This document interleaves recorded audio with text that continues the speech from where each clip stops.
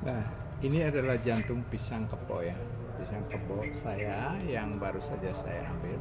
Ya, dimana kita tahu jantung pisang ini bisa saja dibuat sayur ya. Jantung pisang ini membawa manfaat yang banyak ya, baik untuk kesehatan dan lain sebagainya. Tetapi lebih banyak memang untuk kesehatan karena jantung pisang ini bisa dimasak ya dan dimakan ya sebagai sayur ya. Dia bisa juga sebagai obat ya untuk mengobati asam lambung yang berlebih ya. Tentu kita harus memakannya lewat yang dimasak sebagai sayur.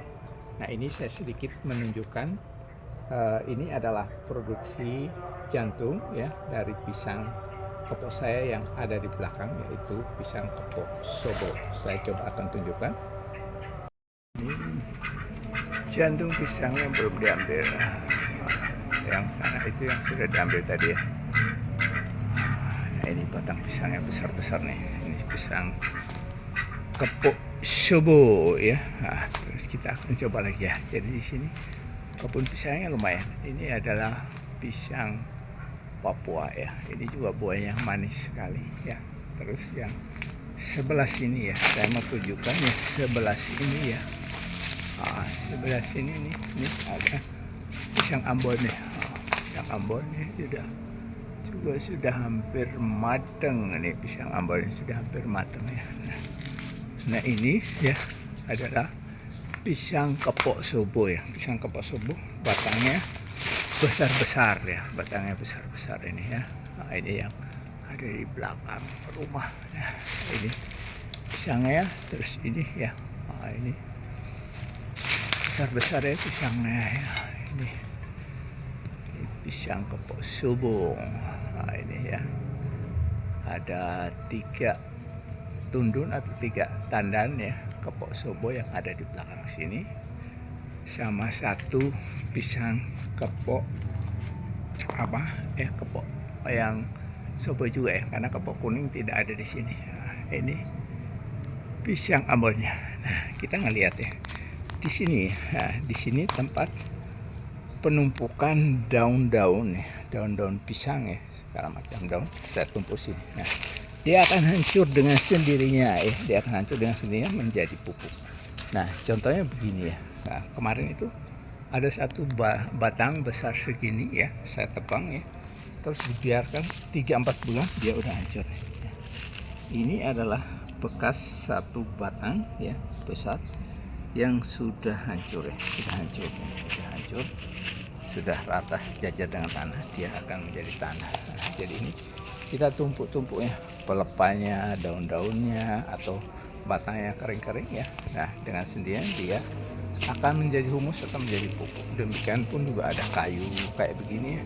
Ini adalah kayu bekas potongan dari pohon kedondong. Juga dia udah mulai lapuk ya, mulai hancur ya. Nah, ini dia hancur dengan sendirinya ya. Sama dengan batang pisang ini ya.